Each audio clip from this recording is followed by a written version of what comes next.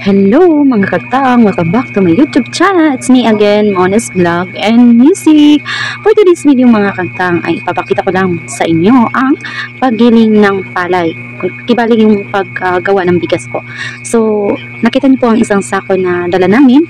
So, yan po yung aming ginawa nung last vlog ko nung nag-aani kami. So, yan po yung aming palay na pinapag-giling namin para gawin ng bigas. So, unang-una makikita niyo dito na nilalagay po dito sa isang lagayan ng bigas. So, dito ay makikita natin na dyan po lumalabas yung mga palay sa butas na yan. So, may nakikita po kayong screen or box nandyan at nagagalaw-galaw po siya para po bumababa po yung bigas papunta doon sa makina.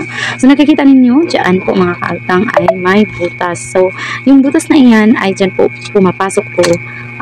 Dyan po yung pagdadalhan ng bigas papunta po sa baba.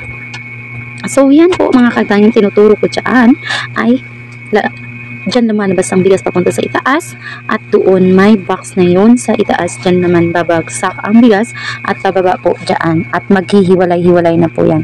So yan po yung bigas na lumalabas yung may nakabilog, yan, galing po yan sa itaas. So makikita niyo dyan mga kantang ay magkahiwalay na yung bigas at saka yung balat niya. So bigas at balat, so tinatawag sa amin yung tahop. So yan po yung pinapakain sa baboy, yan, nakahiwalay na po. Nakita niyo yung puting timba. So, yun po yun yung tahok na tinatawag sa amin. So, dito naman sa kabila makikita si Kuya.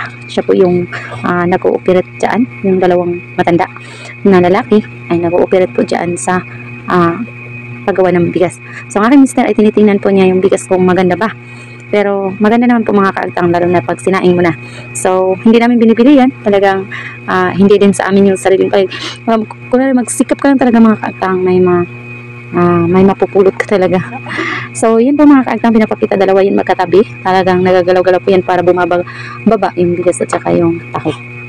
So, yung maliit na timba naman, dyan po yung pinakamaliit na bigas. Kaya tinatawag po yun sa amin na binlod. So, pwede rin yan gawing puto at saka pwede rin yan pakain din sisiw. Maganda po yan mga kaaltang. Masarap din naman yan. Yan, pwede rin gawin yung puto. Yung maliliit. So, biko. Bikong binlod. Binlod po kasi yung tawag sa amin ng ganyan. So, napaka-simple lang. Diba? Titingnan.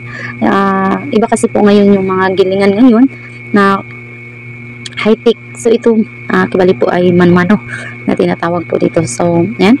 Ang labasan ng bigas. Yan po. Galing po sa itaas. Tapos, doon po yung makina niya.